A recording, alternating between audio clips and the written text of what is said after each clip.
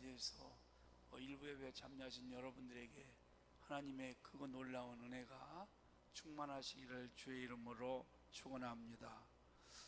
프랑스의 최고의 작가 대문호인 빅토르 위고를 여러분 아시죠?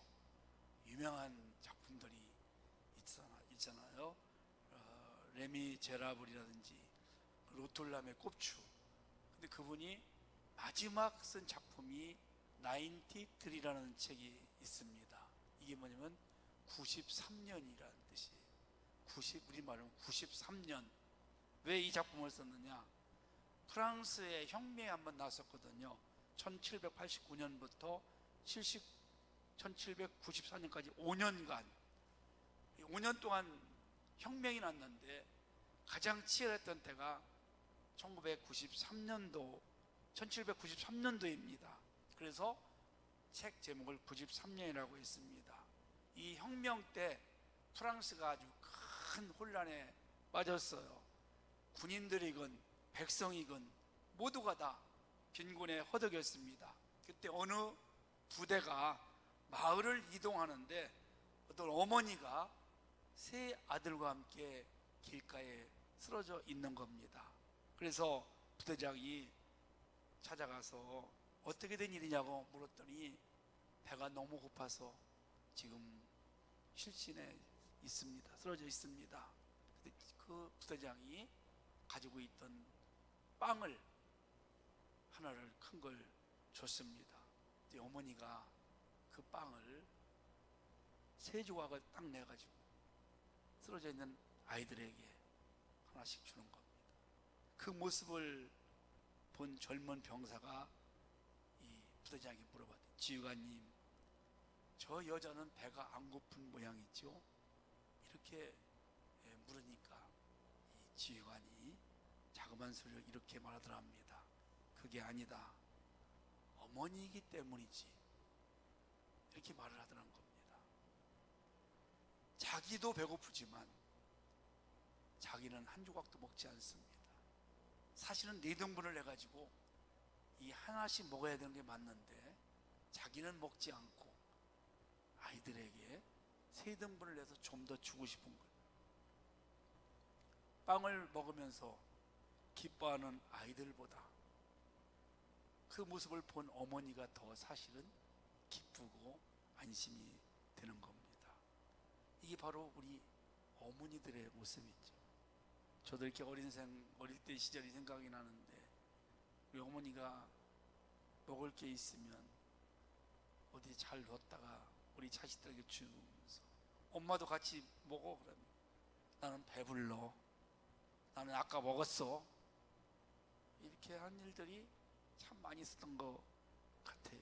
사랑하는 성도 여러분, 사람이 사람됨을 아는 데에는 은혜가 있습니다.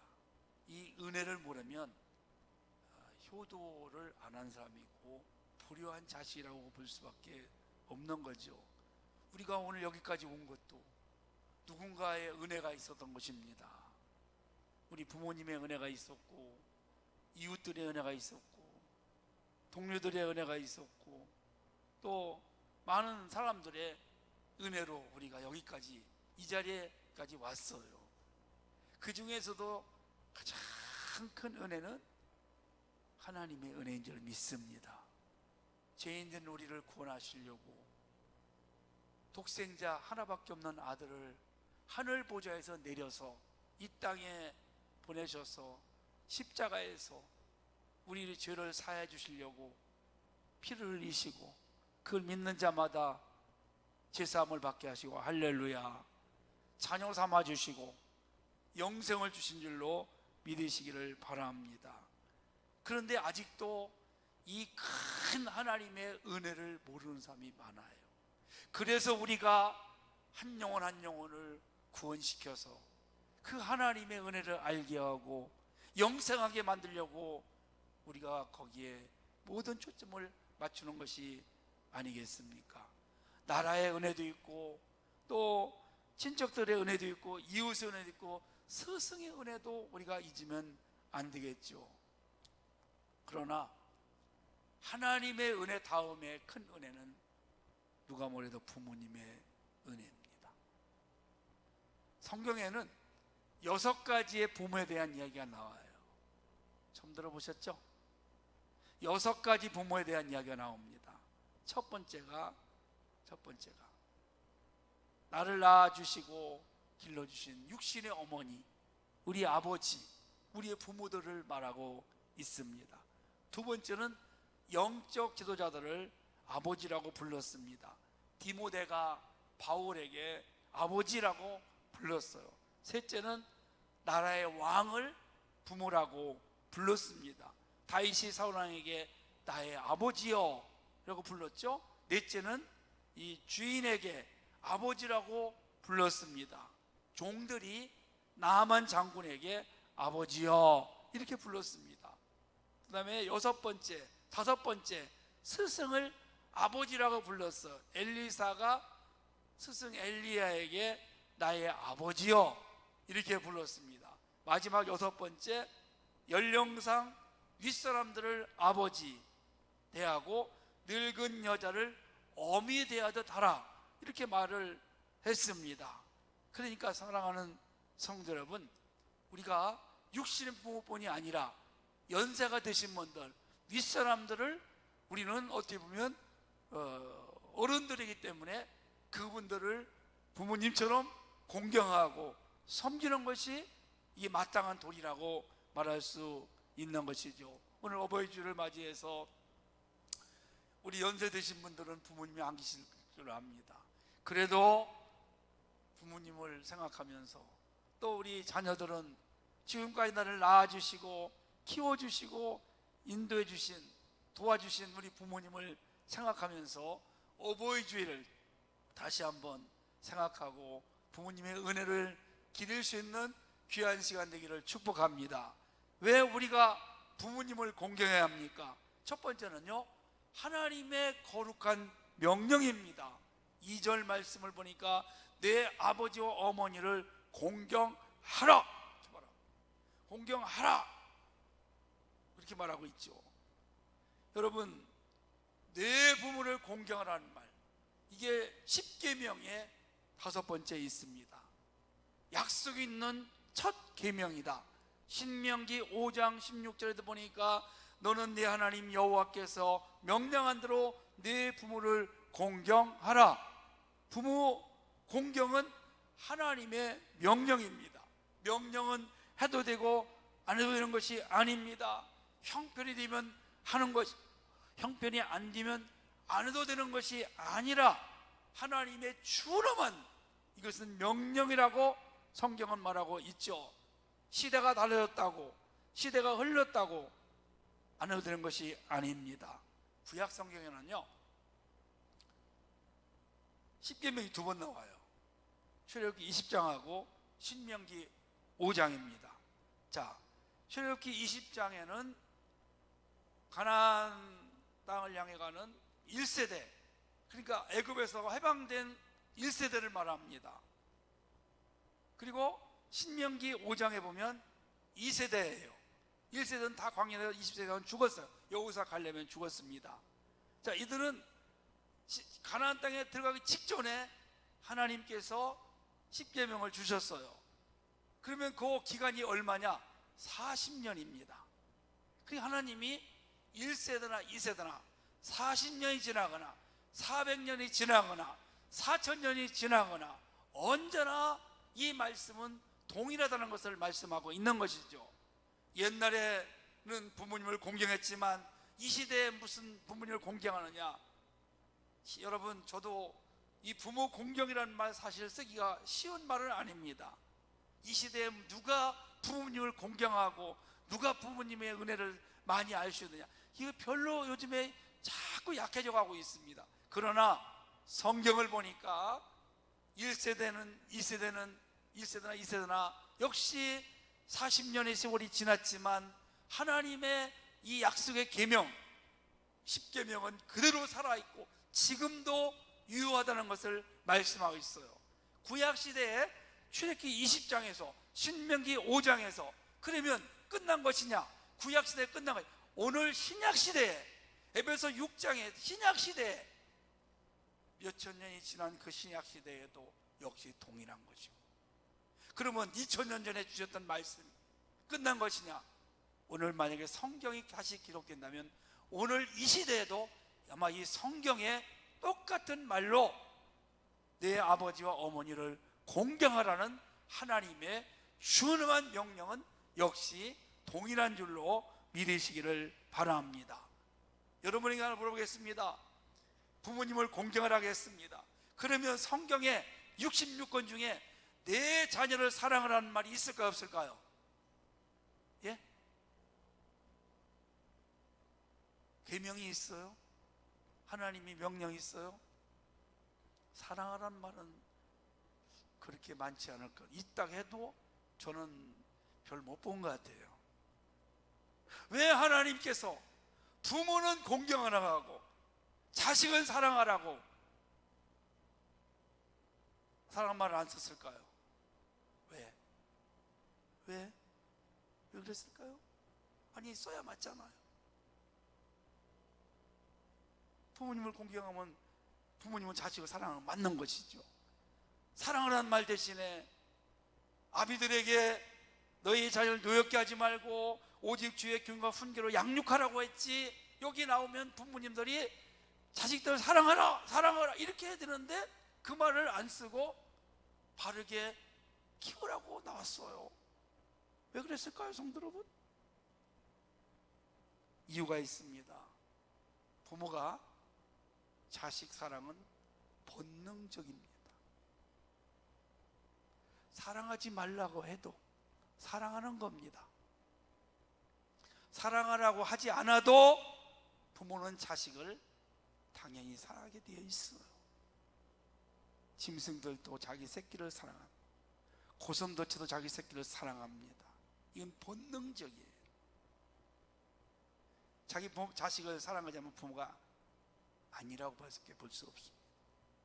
그런데 여러분, 부모는 노력을 해야 됩니다. 절대로 자식이 부모 사랑하라고 섬기라고 공경하라고 하지 않으면 잘 안 섬기는 것이 자식들의 마음이에요. 여러분, 부모님하고 자식하고 3대가 살아요. 그러면 대부분이 요즘 시대에는 사랑이 어디로 갈까요? 자식에게 가는 거죠. 부모님을 굉장히 소홀히 할 수밖에 없어요. 그래서 하나님이 소홀히 할까봐 부모님을 공경하라고 그렇게 명령을 하고 요거를 계명에다가 다 하나님이 심어놓은 것을 우리가 볼 수가 있습니다. 어느 농촌교회 목사님이 부모님을 이제 잘 섬겨보려고 이렇게 해서 작은 수기를 하나 제가 봤어요. 90 넘은 어머님을 모시고 사는데 사실 농촌교회가 뭐 넉넉합니까? 그래도 감사하게 사택은 하나 있어서 사택에서 따로 사는데, 큰 방은 안방은 부부가 쓰는 것이고 당연히 둘째, 두 번째 방 햇빛이 좀 잘 드는데 여기는 수험생, 고등학생에게, 큰아이에게 주고, 그 다음에 조금 작은 방은 둘째에게 주고, 그 어머니 방은 가장 어두운 방, 거기를 줄 수밖에 없게 돼요. 그래서 이 목사님이 늘 마음에 미안함을 가지고 어머니에게, 어머니 햇빛도 안 들어오고 답답해, 어떻게 했으면 좋겠어.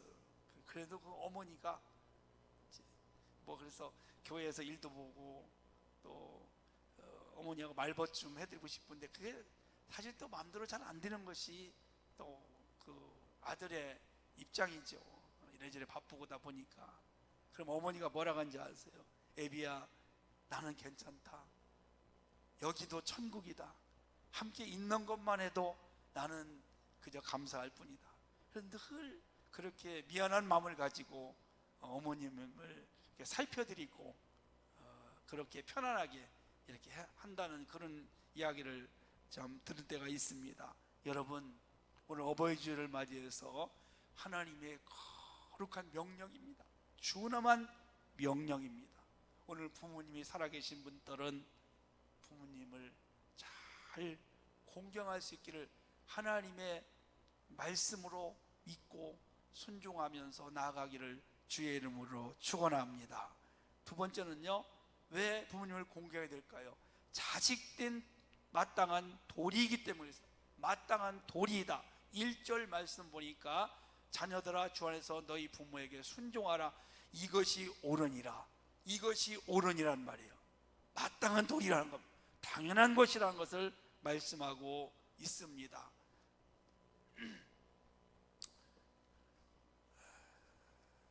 우리가 이 세상에 어떻게 올 수 있었을까요? 여러분, 오늘까지 여기 앉아있게 된 것도 사실 부모님의 은혜가 아니면 무엇이겠습니까? 우리 인간은요, 태어나서부터 한 30년 정도 부모님의 도우심과 살핌이 있습니다.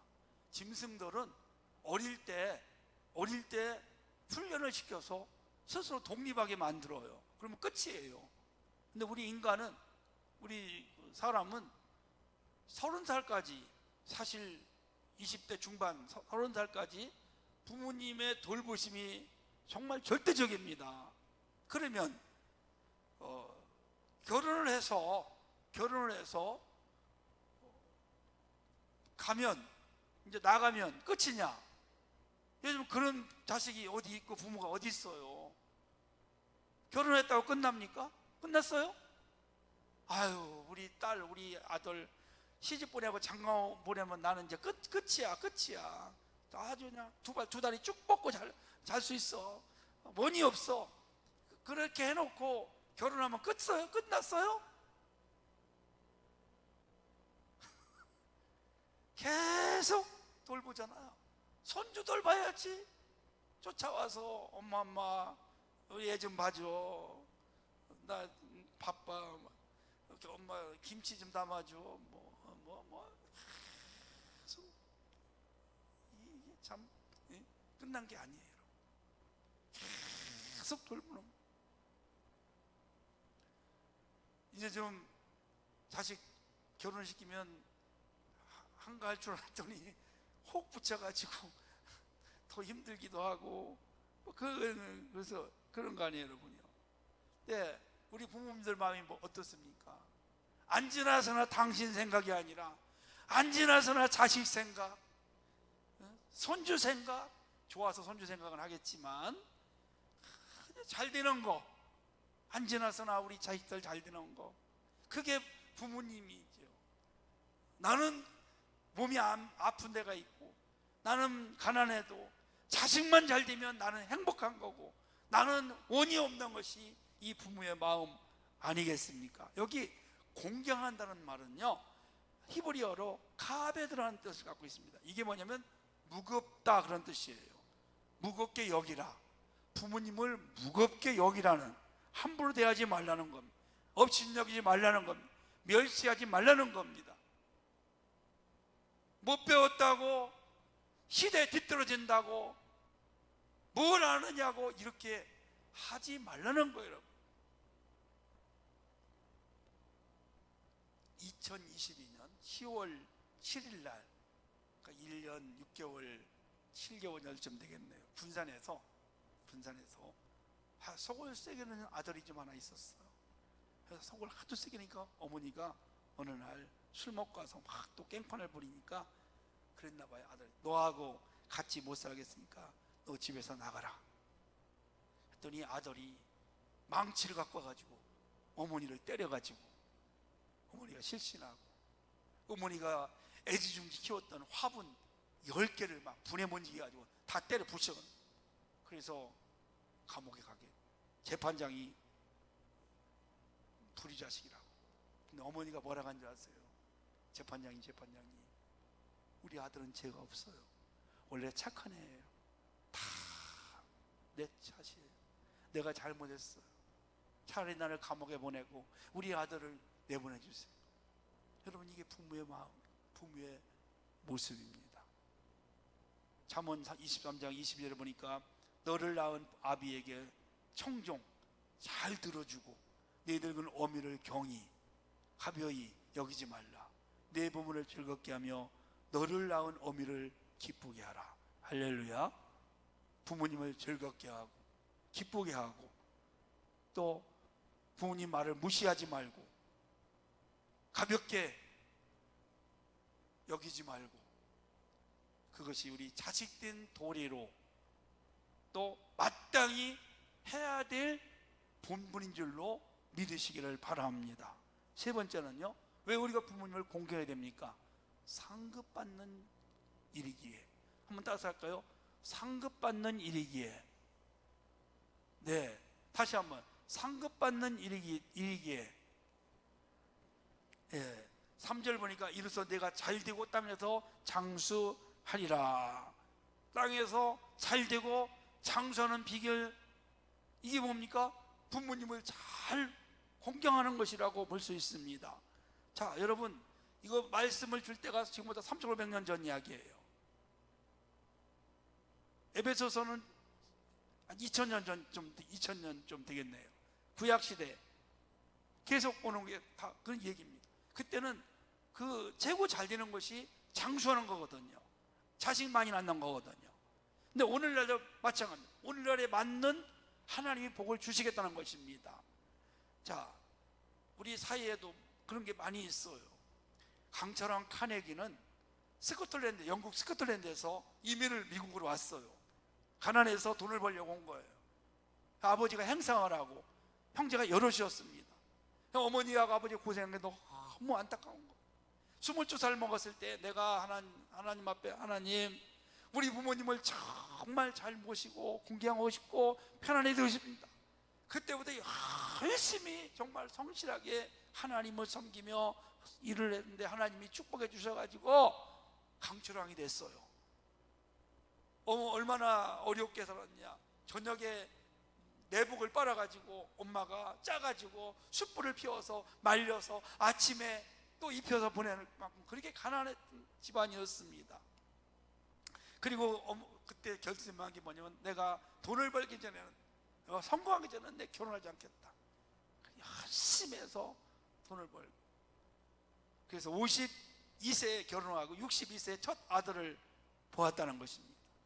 자기가 일찍 결혼하면 혹시 부모님에게 공경할 것을 자식에게 갈까봐 그 결혼을 좀 늦게 했다는 거죠. 그래서 그 결혼하기 전에 부모님을 정말 지극정성 잘 모시고 늦게나마 손주를 또 부모님 품에 안겨서 행복하겠다는 그런 일화가 있습니다. 금요일 날 제가 뉴스를 하나 봤습니다. 93세를 먹은 중국 그 노인이 12년 동안 자기를 정성스럽게 돌봐준 이웃에게 아파트 5채에 해당하는 그런 보상을 해줬어요. 수백만 달러 재산을 물려줬다는 것입니다. 이 란씨라는 사람인데 평생 결혼도 하지 않고 홀로 살았. 그래서 이제 옆에서 돌봐줄 사람이 없으니까 마을 위원회에다가 나를 좀 돌봐줄 사람을 좀 구해달라고 그랬더니 유모 씨라는 사람을, 동네에 착한 사람을 소개해줘가지고 이 사람이 란 씨라는 사람을 자기 부모님처럼 정말 최선을 다해서 그렇게 섬겨주고, 또 자녀들이 이분의 발을 씻겨주고 등을 긁어주고 두드려주고 이렇게 12년 동안을 했는데, 마침 이분의 그 땅이 개발에 들어가가지고 받은 수백만 달러에 몇십억 되는 것 같아요. 그 돈을 이 사람에게 재산을 다 줬다는 겁니다. 여러분, 우리가 부모님을 잘 섬기면 틀림없이 하나님께서 우리에게 보상해 줄 줄로 믿으시기를 바랍니다. 그러면 우리가 어떻게 공경할까? 첫째는 부모님 마음을 기쁘게 해드려야 될 줄로 믿습니다. 첫째는요, 편하게 드리는 겁니다. 부모님 마음을 편하게, 근심이 없이 내가 그러면 바르게 살아가는 거예요. 할렐루야. 걱정 끼치지 않는 것입니다. 우리 어머니가 살아계실 때, 제 어머니가 우리 어머님 고기 좀 사드릴 거라면 나는 고기 필요 없다, 나는 마음이 편하면 돼, 그 얘기를 많이 하셨었어요. 마음 편하게 하는 것이 나를 섬기는 거다, 내가 제일 행복하다. 부모님 마음 걱정 근심 끼치지 않는 겁니다.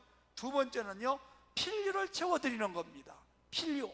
부모님들도 연세가 들면 무슨 돈이 필요하겠는가? 아닙니다. 노인분들도 돈이 많이 필요합니다. 먹고 싶은 것도 있고, 친구 만나면 또 돈도 써야 되고, 또 손주 들어오면 용돈 줘야 되고, 이렇게 저렇게 필요할 때가 많아요.